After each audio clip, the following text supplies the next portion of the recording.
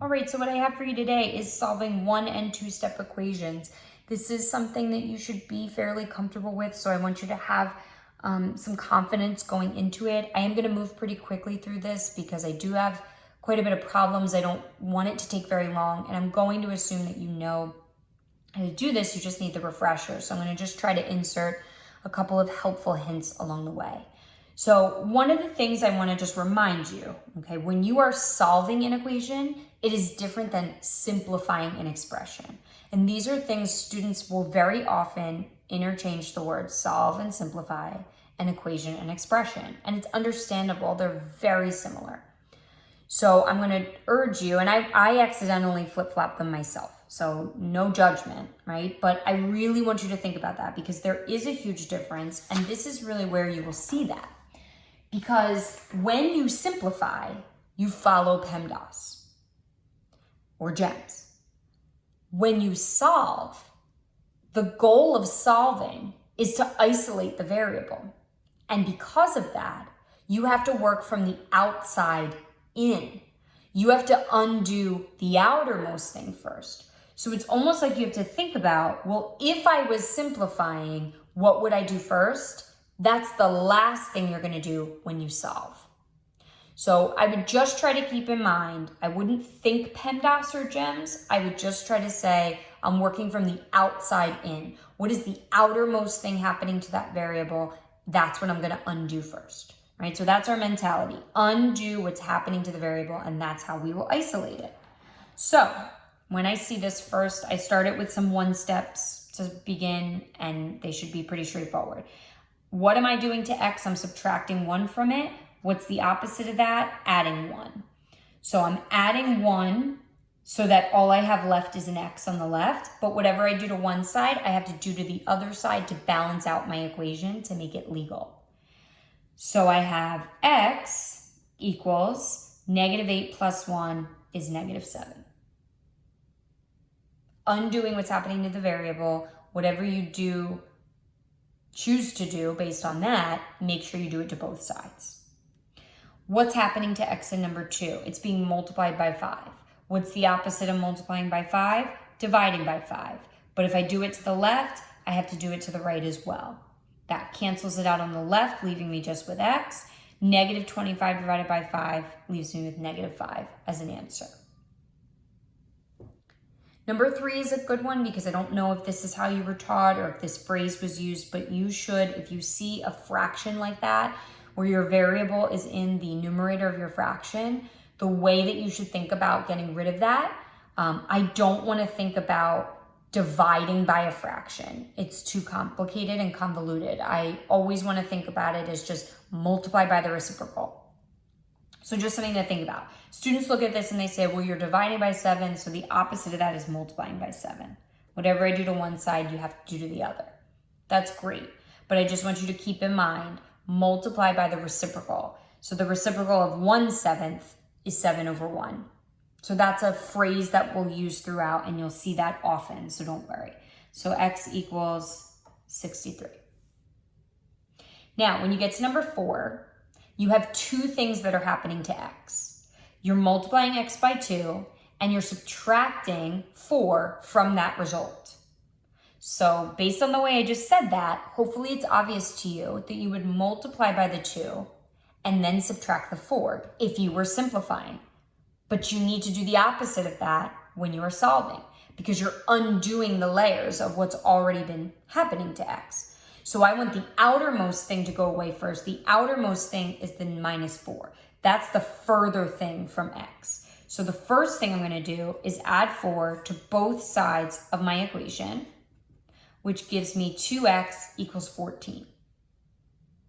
Now, what's the only thing happening to x? Multiplying by 2. What's the opposite of multiplying by 2? Dividing by 2, and I get x equals 7. 2 more examples that are very similar to that. So again, outermost thing is the -8. How do I undo subtraction of 8? I add 8, and I get 3x equals +6. Multiplying by 3, the opposite of that is dividing by 3. Divide both sides by 3, and I get x equals 2. Outermost thing happening to y is the minus 10. First thing I do, add 10 to both sides, positive 6. What's happening to y here? It's being multiplied by negative 6. So you need to divide by negative 6. A lot of students will leave their answer with a negative in front of that variable. You have not isolated the variable if there's a negative in front of it. So make sure 6 divided by negative 1, negative 1. I'm sorry, 6 divided by negative 6, negative 1. I got ahead of myself. How do I check any of these answers, right? If I'm unsure, I could look through the work that I've already done. But a lot of times that leads to me just scanning over the mistake that I made and not realizing it was a mistake. Okay, if you're in English class and you write a paper and you want to check the paper for grammatical errors, not necessarily for other things, like if you're checking it for how it sounds or the flow, this doesn't work. But if you want to check for grammatical errors, I had a professor tell me once, read the last sentence of the paper to the first sentence of the paper. Because when you read it from start to finish, from beginning to end, you just kind of gloss over any of those grammatical mistakes because your brain is putting pieces together that might not be there. It's the same thing. If you just read through the work that you've already done and you were supposed to subtract 10 and you added it, you're going to glance over that just like you did before and you're not going to notice it's a mistake. Best thing to do, take your answer and plug it in. So instead of 3x, I'm going to write 3 times 2 minus 8 equals negative 2. 3 times 2 is 6. 6 minus 8 is negative 2. Does negative 2 equal negative 2? Yes, it's a correct answer. If when I plug it in I don't get that, I must have done something wrong. And I would urge you to go back and start fresh. Don't try to look for your mistake and fix it within what you've already done. Those are just a couple of things that I tend to feel is good throughout the course. So if you can start to incorporate them now, even if that's not something that you've done in the past, it could be really beneficial for you moving forward in your math career. So I started to amp this up a little bit. You'll notice with number 7, something that's interesting. You have a 6x and a negative 8x, and they are both on the same side of the equation. Okay, so students are often confused by this compared to when variables are on opposite sides of the equation, which is something we're not going to do until later in the chapter. So our next video, I think, or 2 videos from now maybe, will cover what to do when you have variables on both sides. If they're on the same side, it's no different than the last video where you were combining like terms and you had something that looked like this. Negative 6y plus 4y, and you got negative 2y. That's the same thing. It shouldn't even be affected by the fact that there's an equal sign. I don't even care that it's there, that equal sign. What is 6x minus 8x? It's negative 2x. So that's my result. Don't confuse that for bringing things over to the other side of the equation and doing the opposite. You should not be doing the opposite when you're staying within one side of an equation. Now it looks like all the problems that we just did, we had 3 in a row. So outermost thing is that plus 3. So I'm going to do the opposite of that, which is minus 3. And I'm going to get negative 2x equals 10. Multiplication of negative 2, the opposite of that would be dividing by negative 2. And I get my final answer. X equals negative 5. For number 8, I don't have terms to combine, but what I did include this time was the distributive property. So making sure I'm going to distribute in my negative 2, not with this 4 over here on the other side of the equation. That has nothing to do with my negative 2. So I'm distributing it, I get negative 6. Negative 2 times negative x is going to give me a positive 2x. If you don't distribute properly, the rest of the work will obviously be wrong. Now, I've changed up the order here, okay? It looks a little different than this one did, but it's the same premise. I am trying to isolate x. So I want to undo what's happening to x, and the outermost thing happening to it is the minus 6. I'm going to do the opposite of that, which would be to add 6. And now I'm going to divide by 2.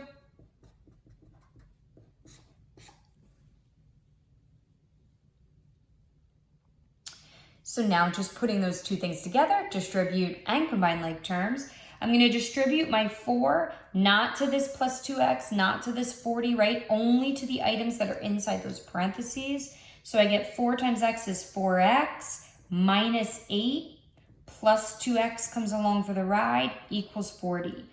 I have like terms on the same side of the equation to combine. I have 4 bananas, I add 2 bananas. That means I have 6 bananas in total. Now it looks like all those problems we had done already. Going to undo the outermost thing happening to x first, which is the subtraction of 8. So I'm going to add 8 to both sides, and then I'm going to divide by 6.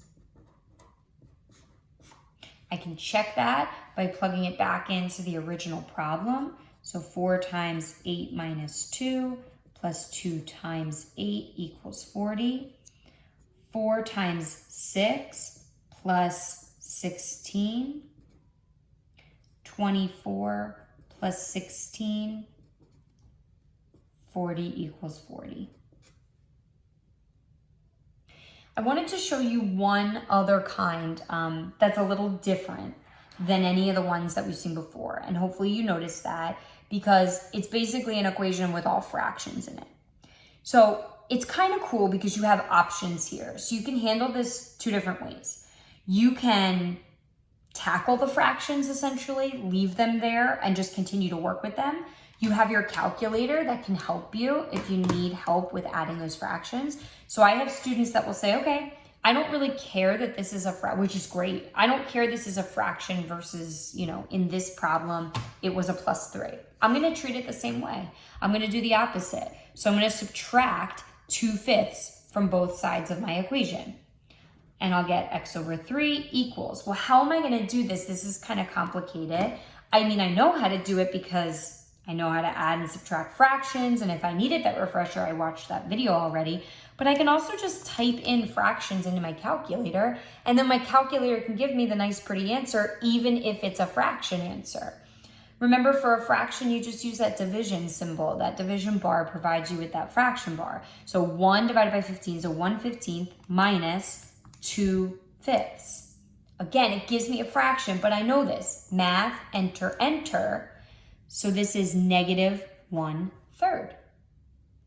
How do I isolate that x, right? I'm dividing by 3, so the opposite of that is multiplying by 3. Or you can think about it like this is 1/3 times x. How do I undo that? I multiply by the reciprocal, which would be 3 over 1. And I just get left with x equals, oh gosh, this looks confusing. Times 3, it's right in my calculator, -1, right? I have a 3 on the top, a 3 on the bottom, they cancel, and I just get -1. So you can do it that way. It probably requires a lot of calculator use. So if you wanted to not have to use the calculator, I just wanted to show you another way that you can solve this problem. If you remember, we talked about least common multiple, LCM, in one of our previous videos. If you can identify the LCM or the LCD, least common denominator in this particular example, between 3, 5, and 15, right? So something that 3, 5, and 15 all go into, the smallest thing would be 15. You can take your entire equation and multiply every term by 15. Here's the problem. You guys don't do great with multiplying fractions because 15 times 2/5, you only multiply the 15 on the top and you get 30/5, which is 6. So if you don't feel comfortable with that, I would suggest stopping the video and not listening to anything more and doing the problem exactly like I had just showed you up above. But if you're like, I like that, I really don't want to have to work with the fractions, I'm going to keep with this. Multiply every term by 15. So you get 15x over 3 plus 30 over 5 equals 15 over 15. Reduce your fractions and they should all go away. If they don't all go away, you multiplied by the wrong thing. So 15 over 3 simplifies to 5x. 30 over 5 simplifies to 6, and 15 over 15 simplifies to 1. And now it looks like some of the other problems we've done today. You get 5x equals negative 5, divide both sides by 5, and you get x equals negative 1, which is the same thing I got doing it the other way.